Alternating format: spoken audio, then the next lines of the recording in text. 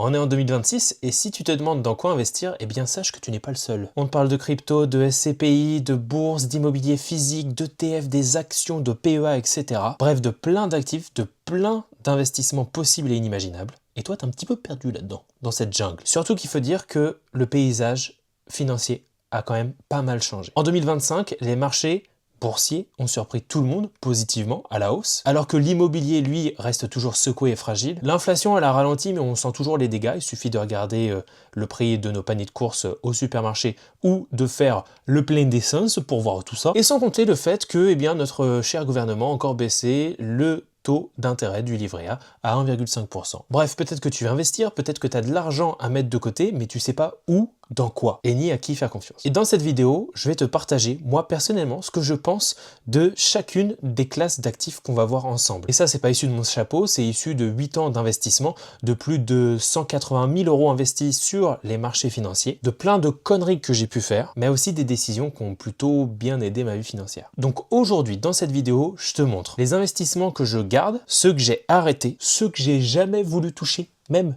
du bout du doigt, et ceux que j'aimerais explorer un jour. Bien évidemment, ceci n'est pas un conseil en investissement, à consommer cette vidéo avec modération. Je te partage juste mes choix et mon avis sur chacun des investissements ou des types d'actifs qu'on va voir. Et toujours, comme d'habitude, si t'es pas d'accord, on en discute en commentaire. Maintenant qu'on a fait ça, eh bien passons au premier actif, au premier investissement. Et on commence par l'immo physique, et pour moi c'est fini l'immobilier physique, en tout cas pendant un bon moment. C'est quoi grosso modo? Eh bien tout simplement tu achètes un bien, un appart, une maison, un immeuble, du commercial, du résidentiel, peu importe, et tu vas le mettre en location et générer des revenus, des rentrées d'argent, des loyers grâce à ça. Sauf que derrière, eh bien, tu assumes la gestion, les impôts, les problèmes qu'il peut y avoir avec les locataires, les nouvelles réglementations qui viennent nous casser les pieds. Et donc, moi personnellement, je veux me débarrasser de cet immobilier physique résidentiel que j'ai. J'avais 4 appartements, j'en ai plus que 3 appartements, on a eu un petit bug, et je pense que d'ici 2-3 ans, il ne m'en restera que 2, tout simplement ceux qui me génèrent le moins de emmerde et qui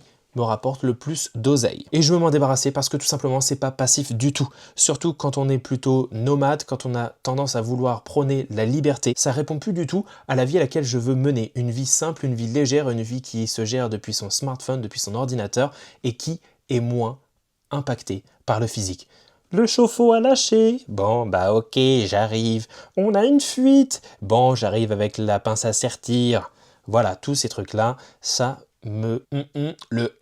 En plus, t'ajoutes à ça l'explosion des contraintes, le DPE, l'interdiction de louer avec la loi climat et résilience, les travaux obligatoires qui sont parfois extrêmement coûteux pour mettre tout ça à jour alors que ça ne fait aucun sens. En plus, on a un risque juridique, le risque des squats. Si tu dois payer ta mensualité de crédit, mais que ton locataire décide de ne pas te payer, c'est dans le cul, Lulu. Eh bien ça, c'est complètement aberrant. Aberrant. Et en plus, tu ajoutes l'instabilité fiscale, l'instabilité des lois, le fait qu'on te change le statut de loueur meublé non professionnel, qu'on t'enlève des avantages dans lesquels tu avais accès, qu'on va potentiellement encore taxer de plus en plus les propriétaires, ces salauds de propriétaires. Donc bref, tout ça, ça m'insupporte. Et vu que notre pays est dans une instabilité croissante, ça me fait un peu peur. Ça augmente en tout cas le risque de mesure sur l'épargne et sur l'immobilier. Et t'ajoutes à ça que depuis 2022, le rendement net des investisseurs individuels en location longue durée, il est tombé en dessous des 3% dans 70% des villes françaises d'après l'Observatoire Clamer. Les deux que je garde, c'est des biens qui sont proches de ma famille, qui sont plutôt stables, dont la gestion est plutôt simplifiée, et ça reste un actif tangible. Donc j'ai beaucoup d'investissements en bourse, etc. L'immobilier me permet d'avoir un actif plus tangible, plus terre à terre, et je pense que le droit de propriété, in fine, pour l'instant en France, ne va pas être mis à mal. Même si parfois la France a tendance à prendre un sens un petit peu bizarre. Je pense que pour l'instant, personne ne peut nous dire oui, bonjour monsieur Baptiste, bon alors, écoutez, vous êtes bien sympathique, mais vous faites des vidéos sur YouTube, et donc vous nous insupportez un petit peu, et donc on vous retire votre droit de propriété. Ça, je pense que pour l'instant, on n'a pas encore vu ça, j'espère qu'on ne le verra jamais. Ensuite, on a le private equity. Ça, je le mets dans la catégorie pas encore, j'aimerais le faire, mais je ne le fais pas encore. Pourquoi? Alors déjà, rappelons que le private equity, c'est le fait tout simplement d'investir dans des entreprises non cotées. Personnellement, je pense qu'il faut beaucoup s'y plonger, qu'il faut regarder, c'est comme analyser les comptes de résultats, les bilans, etc. des entreprises. Et de ce que j'ai pu voir, de ce que j'ai pu entendre, eh bien, il faut investir dans peut-être 100 entreprises pour avoir 2 ou 3 de bonnes. Et il faut souvent apporter pas mal d'argent. Je sais qu'on a Trade Republic qui a lancé son truc, Private Equity, qui apparemment tu peux investir à partir de 100 €, je sais plus combien, qui te permet de casser un peu la barrière à l'investissement. Personnellement, je suis pas forcément très fan, je préfère faire ça dans un truc un petit peu plus high level, mais je suis trop pauvre. Et oui, c'est le constat, je suis trop pauvre.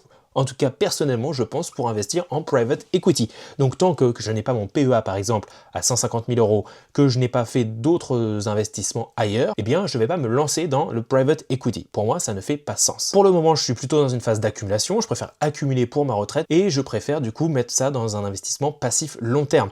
Une fois que j'aurai fait ça, je ne me l'interdis pas, mais pour l'instant, le private equity, c'est beaucoup trop tôt. Par contre, c'est quelque chose qui m'intéresse. Je trouve aussi que c'est un petit peu opaque comme système. J'ai l'impression que toutes les informations ne sont pas clairement révélées, et en plus, je pense que pour avoir déjà les premiers résultats, il faut attendre 5, 10, 12 ans.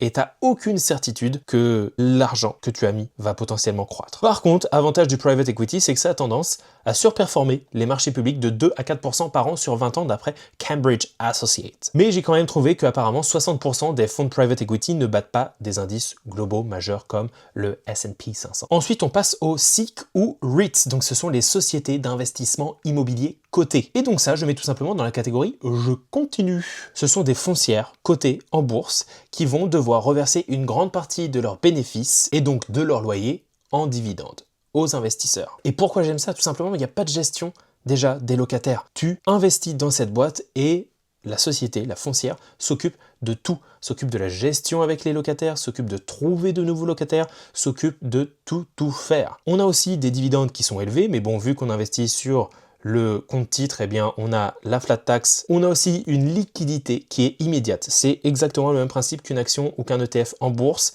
Un achat, un clic, hop, tu as acheté. C'est bon.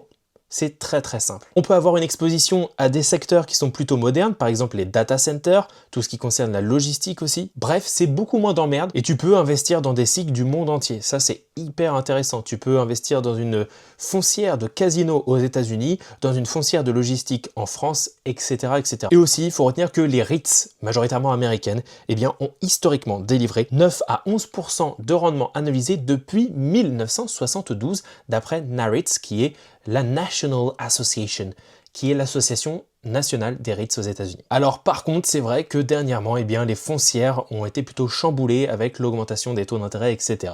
Donc dernièrement, les performances ont été un petit peu décevantes, mais si tu regardes ça sur le long terme, c'est plutôt pas mal. Ensuite, on passe aux actions. Les actions, eh bien, je mets dans « je continue ». Étonnamment. Je continue dans les actions, en tout cas, je me suis séparé de certaines, mais je continue avec d'autres. Par contre, c'est clairement plus le nerf de la guerre pour moi.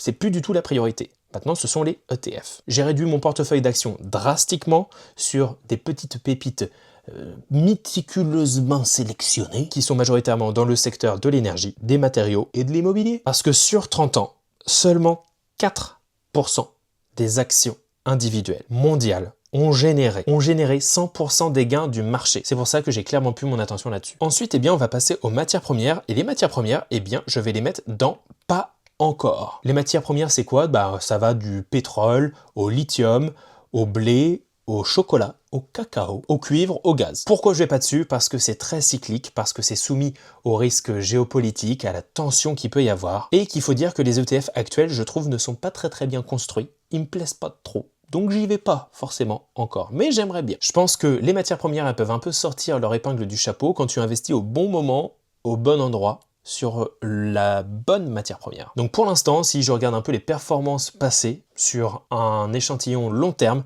eh bien j'ai l'impression que ça vaut pas forcément le coup, même si ça apporte de la diversification, un type d'actif. Donc je me tâte, ça peut quand même être intéressant. Bien évidemment, ça représenterait 2 et quelques pourcents de mon portefeuille consolidé, je pense. Bon, ensuite, je vais prendre les produits dérivés. Et les produits dérivés, je vais tout simplement le mettre dans jamais. Jamais, en tout cas, je n'investis pas du tout là-dedans. Les produits dérivés, ça va être des options, ça va être des futures, ça va être les CFD. Bref, c'est des instruments financiers complexes basés sur un actif. Et ça, je l'évite déjà parce que c'est des instruments complexes, on a une volatilité qui est extrême. Après, on a un rapport de l'ESMA qui dit que 74 à 89% des particuliers qui s'y frottent, s'y piquent et perdent de l'argent sur les CFD. Et même les pros, les hedge funds, etc., ont des taux d'échec qui sont énorme à long terme. Donc clairement, pour un investisseur lambda, eh bien, c'est complètement inutile. Je connais personne qui est dans le classement des milliardaires en ayant investi sur ces produits dérivés, etc. Je ne pense pas du tout. En tout cas, moi, j'y toucherai même pas avec un morceau de bois. Même pas. Et d'ailleurs, on va continuer avec le crowdlending et le crowdlending IMO. C'est quoi ça? Grosso modo, c'est tu finances une entreprise ou un promoteur et en contrepartie, il va te donner de l'intérêt et le remboursement de ton capital. Et donc ça, ce crowdlending et crowdlending IMO, je le mets tout simplement dans jamais. Jamais, ça m'intéresse pas du tout là-dessus. Les taux de défaut sont énormes. Les explosions des retards, des défauts, etc. en 2023-2024, ça a explosé. D'après le baromètre Fundimo, plus de 40% de retard par rapport à 2021. Les garanties hypothèques mettent entre 2 et 5 ans à être exécutées. Et en tout cas, les données des opérateurs qui procèdent dans ce type de genre-là sont pour moi insuffisantes pour que je mette ne serait-ce qu'un euro dedans. C'est pas du tout transparent, c'est pas du tout clair. Et quand c'est pas clair, il y a peut-être un loup. T'ajoutes à ça que les promoteurs niveau IMO subissent une explosion des coûts des matériaux, le taux d'emprunt qui a fait x3, et puis après on a la chute des ventes. Donc là, tu as la combinaison explosif, donc je n'ai pas du tout envie de mettre mes sous dedans. Toujours pareil, dans une optique de simplification de mon portefeuille, je pense que ce truc-là, ça a rien à foutre là-dedans. Ensuite, on va passer aux ETF sur les métaux précieux, et ça, tout simplement, je le mets dans la catégorie « je continue ». Ça va être des ETF, des ETC, Exchange Traded Commodities, donc sur les commodités, les matières premières, sur l'or, sur l'argent, sur le palladium, sur des métaux précieux. Et ça, personnellement, j'en ai dans mon portefeuille à hauteur de 10% environ. J'ai de l'or qui est une valeur refuge, mais pas si refuge que ça, dont les performances récemment ont explosé, mais sur le long terme, ça n'a pas été si bon que ça, etc. Tu entends tout et n'importe quoi sur l'or. Moi, de manière très très simple, j'investis un petit peu de mon allocation sur l'or et l'argent métal, tout simplement. Il ne faut pas que ça représente, en tout cas personnellement, dans mon cas, ça ne représentera pas plus de 10% de mon allocation d'actifs. On a eu l'or et l'argent qui ont battu des all-time high, plus hauts historiques en 2025 constamment, et donc je suis plutôt satisfait, moi, de mes ETC que j'ai là-dessus. Je ne sais pas si ça va continuer à exploser. Je ne sais pas si les tensions géopolitiques vont augmenter, Groenland, Iran, Venezuela, machin, etc. Ça a l'air de plutôt pas s'orienter positivement, ces histoires-là. Donc l'or peut encore peut-être continuer d'augmenter. Pareil pour l'argent. Bref, en tout cas, on est dans une étape plutôt incertaine. Et donc, moi, je préfère avoir un petit peu de placé là-dedans. Par contre, je ne vais pas faire all-in, bien évidemment. Et selon le World Gold Council, donc le Conseil mondial de l'or, l'or performe particulièrement bien lors d'instabilité géopolitique. On est dedans. Lors d'inflation persistante, apparemment on n'est plus dedans, et lors de taux réels négatifs. Bref, tu l'auras compris, moi je mets ça dans des ETC et je ne m'en occupe plus, j'ai juste à regarder ma pondération d'actifs. D'ailleurs, si tu es intéressé pour avoir le portefeuille 360 que j'utilise pour avoir toute ma vision de mes actifs en bourse et sur les cryptos et simplement prendre des décisions éclairées vis-à-vis de ça, ça se passe, le premier lien dans la description. Et ensuite, là, on va passer plutôt sur un support en fait, parce que c'est pas vraiment un investissement, c'est un support qui permet d'accueillir certains investissements et c'est le PEA. Mais j'avais envie de le mettre là-dedans et je le mets dans « Je continue ». Et pourquoi je voulais te parler du PEA? Tout simplement parce que je voulais le mettre à contrario du compte titre ordinaire. Sur le PEA, on va avoir une fiscalité avantageuse après 5 ans d'ouverture. On a des frais qui ont tendance à être plus faibles et pour moi, c'est parfait pour une stratégie passive.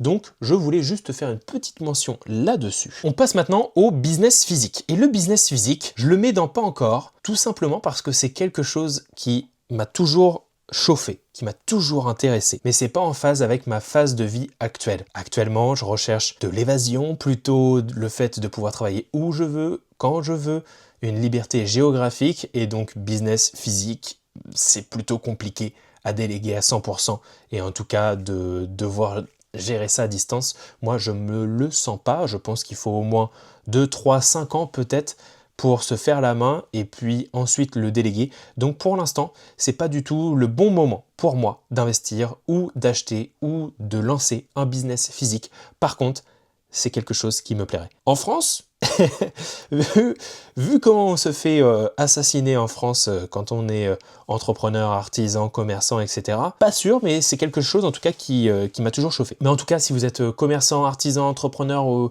profession individuelle, etc., eh bien, j'ai un immense respect pour ce que vous faites. Bravo, merci beaucoup. Et forza, forza. On va continuer avec l'or physique. Et l'or physique, je vais le mettre dans la catégorie pas encore. L'or physique, c'est quoi? C'est des dingos, des petites pièces qui sont stockées quelque part physiquement, tout simplement. Et pourquoi ça, je l'ai pas encore? Tout simplement parce que je trouve que la logistique est un petit peu trop contraignante, notamment pour un nomade digital comme moi, ou en tout cas quelqu'un qui est mouvant géographiquement. C'est clairement pas le bon bail. Après, je sais qu'on peut le mettre en banque quelque part. Mais là encore, on a un risque, le risque de stockage, le risque de saisie et de dire bonjour, est-ce que je peux venir reprendre mon or? Quel or? Bah vous avez laissé de l'or ici? T'as vu de l'or toi, Gérard? Non. Non, il n'y a pas d'or. Pourquoi vous voulez votre or? Non, on va pas vous le donner. Voilà, donc ça me fait extrêmement peur. Et puis le planquer dans le jardin et l'oublier, ou alors qu'il y ait des travaux et que quelqu'un se le prenne comme ça. Oups là, qu'est-ce que c'est, un petit lingot? Bon, non, ça me fait peur, je suis frileux. Et notamment là, le truc que je vous dis de la banque, c'est étayé. Certaines banques peuvent restreindre l'accès en cas de crise, et apparemment c'est déjà arrivé dans les années 36 et 71 aux États-Unis d'Amérique, mesdames et messieurs. Et je crois avoir entendu un petit truc au niveau de la Suisse récemment. Alors si même les Suisses s'y mettent, ouh là là là là. Le bordel. Je crois que j'avais vu ça sur Oseille TV, mais je ne suis pas sûr. Personnellement, au niveau où j'en suis, dans mes finances personnelles, les ETC me suffisent complètement. Mais dites-moi vous, est-ce que vous possédez de l'or physique et comment vous le gérez, où est-ce que vous le mettez, etc. Ça m'intéresse à fond. Maintenant, on va passer aux cryptos décentralisés.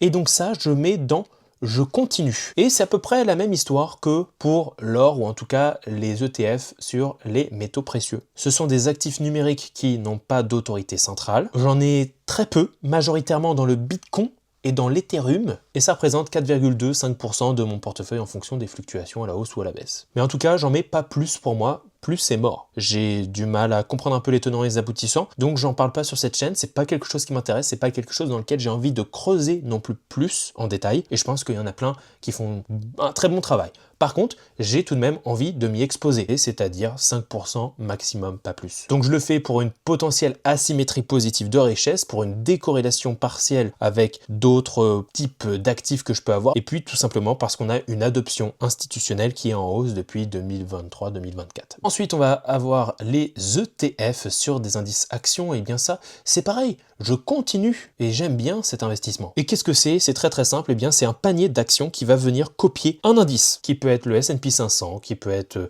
le MSCI World, qui peut être plein de choses. Et pourquoi j'aime ça et pourquoi je continue en 2026? Tout simplement parce qu'on a une diversification automatique. On a des frais qui sont très très faibles en fonction des ETF de 0,07% à 0,3%. Allez, on est gentil. On a une liquidité extrêmement facile. On a une aussi transparence qui est assez importante. On a une donnée historique qui est solide. On sait que le S&P 500, on a de la data depuis plus d'une cinquantaine d'années et que en moyenne, par an, lycée, même s'il y a des fluctuations, etc., on est sur du 10,5%. Sur le MSCI World, on est à du 7,8%. Et d'autant plus que les ETF sont responsables de plus de 40% de la collecte mondiale en 2024, et ça ne fait qu'augmenter d'après BlackRock. Moi, je continue à investir dans des ETF qui sont sur des indices actions. C'est génial, ça capte la croissance mondiale, la croissance des plus grosses entreprises dans le monde, et notamment en particulier de la tech américaine. C'est liquide, ça prend pas la tête, ça demande quelques clics, 5 minutes par mois, top chrono. Ça ne fait quasiment que monter sur le long terme, mais attention, je mets des pincettes à ce que je dis, bien évidemment, investir représente des risques. Et si tu fais du DCA, on est sur une moyenne de plus de 10% par an analysé en moyenne, et donc j'aime beaucoup. Et on enchaîne tout de suite avec quelque chose que j'aime beaucoup moins.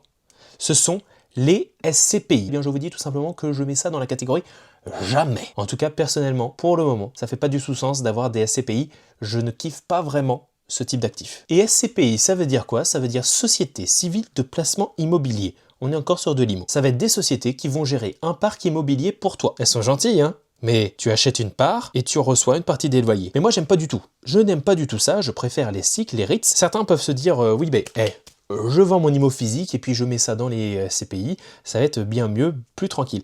Oui, sauf que les SCPI, c'est pas liquide, c'est totalement illiquide ce truc-là. Quand tu veux revendre, qu'est-ce qui se passe? Eh bien, on va se baser sur des valeurs comptables qui ont déjà été déterminées. Et une SCPI, ça peut perdre de la valeur, parfois même beaucoup plus que l'immobilier physique. Donc tu peux te prendre des moins 20, des moins 30% aussi. Sauf que c'est totalement illiquide et la revente a l'air d'être beaucoup plus compliquée. La fiscalité aussi a pas l'air d'être vraiment positive là-dedans. On a en plus des frais qui ont l'air exorbitants. Alors maintenant, je sais qu'il y a des nouveaux acteurs, mais tout de même, on a des frais d'entrée, on a des frais de gestion, on a parfois peut-être des frais de sortie également.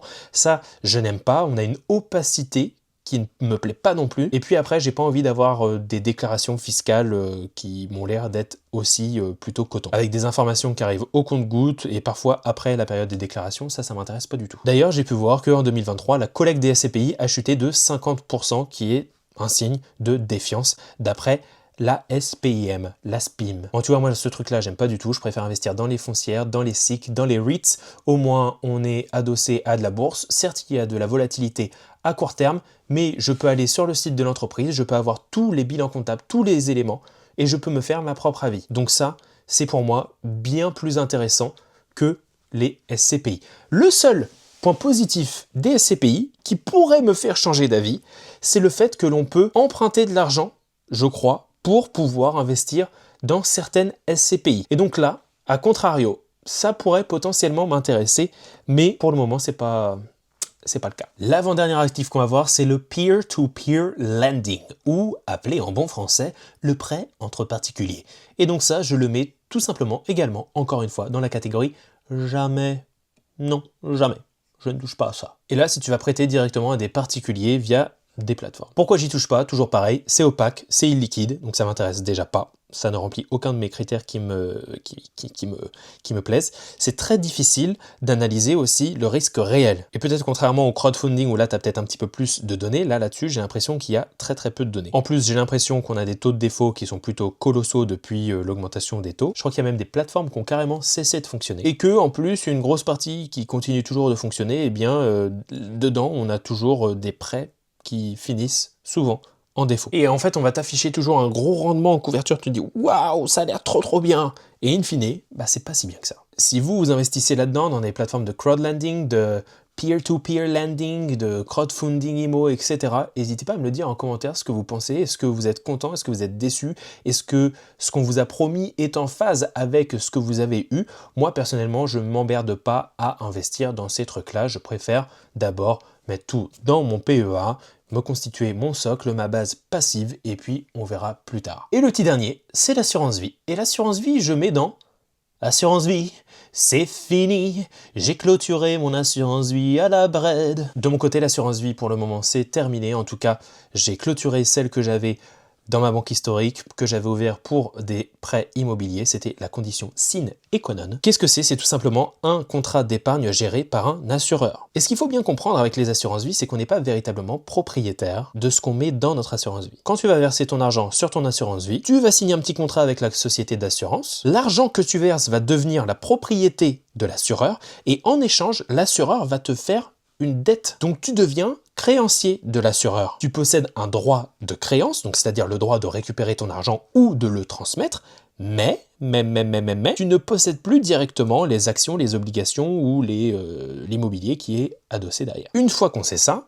moi j'aime pas, tout simplement parce qu'il y a des frais élevés en moyenne. Bien évidemment, maintenant on a de moins en moins de frais sur certaines assurances vie, mais selon Morningstar, les assurances vie en unité de compte française sont parmi les plus chères d'Europe. On a une opacité également sur ce qu'il y a véritablement à l'intérieur. Des fois on sait, des fois on ne sait pas. Donc ça dépend, mais souvent on ne voit pas vraiment la composition réelle du fonds. S'ajoute à ça la loi Sapin 2, où l'État peut bloquer temporairement les retraits en cas de risque ou de crise systémique.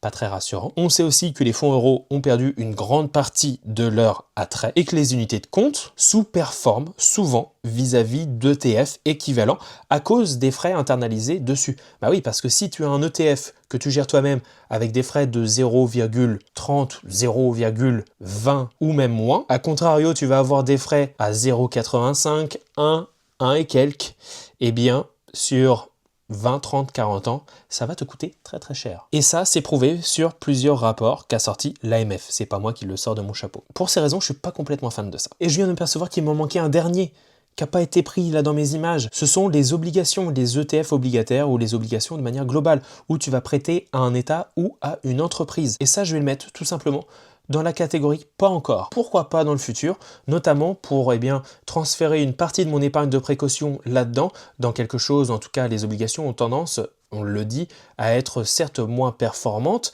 mais également moins risquées, moins volatiles que les actions. Donc je me tâte potentiellement à mettre un peu de mon argent sur des ETF obligataires ou sur une partie obligataire. Ça serait uniquement dans ce cas-là où je mettrais une partie sur ces ETF obligataires, et notamment vu mon jeune âge, et vous voyez là encore plus quand je me suis rasé, je pense que pour l'instant, mon exposition 100% en actions, ça me va. Bien évidemment, au fur et à mesure du temps, au fur et à mesure que je m'assagis, je transférerai cette partie action petit à petit et je pondérerai cette partie action avec une partie obligataire. Mais pour le moment, on profite à fond des intérêts cumulés et de la performance. Donc ça, je vais creuser. J'en parlerai potentiellement dans des prochaines vidéos. Voilà pour ce petit oubli. Je connais mon point de vue sur l'ensemble de ces différents actifs ou types d'investissement. Je t'ai expliqué brièvement comment ils fonctionnaient, ce que je pensais sur chacun d'eux, est-ce que je les aimais bien, est-ce que je les aimais pas, pourquoi, parce que c'est bien détaillé aussi pourquoi, et pourquoi certains méritent d'être dans mon portefeuille et d'autres non, pas du tout. In fine, c'est pas la quantité d'actifs qui fait la performance. Ça, j'en suis convaincu. C'est la clarté, c'est la cohérence, c'est aussi la simplicité. On vit dans un monde où tout le monde est à la recherche de la prochaine pépite, etc. Sauf que la vérité, pour moi, c'est qu'un portefeuille équilibré, où tu comprends exactement ce qu'il y a à l'intérieur et pourquoi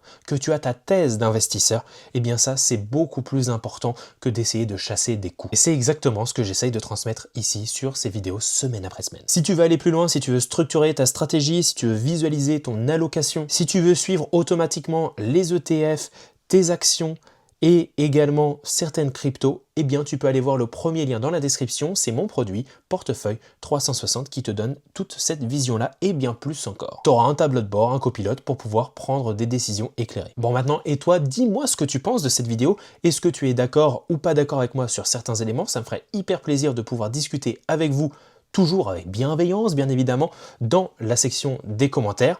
Est-ce que tu es investi sur des SCPI ou l'assurance vie? Qu'est-ce que tu en penses? Est-ce que, à contrario, les ETF, actions ou métaux précieux ne t'intéressent pas? Dis-moi tout ça en commentaire, on en discute. Et je te laisse avec cette vidéo qui va s'afficher juste ici, où je t'explique pourquoi garder trop d'argent sur ton compte courant non rémunéré est une grosse erreur, et je te donne 5 façons très simples d'arrêter et mon plan en 4 étapes pour inverser la tendance. On se voit tout de suite. Bonjour, les SCPI, faut-il investir dans les SCPI?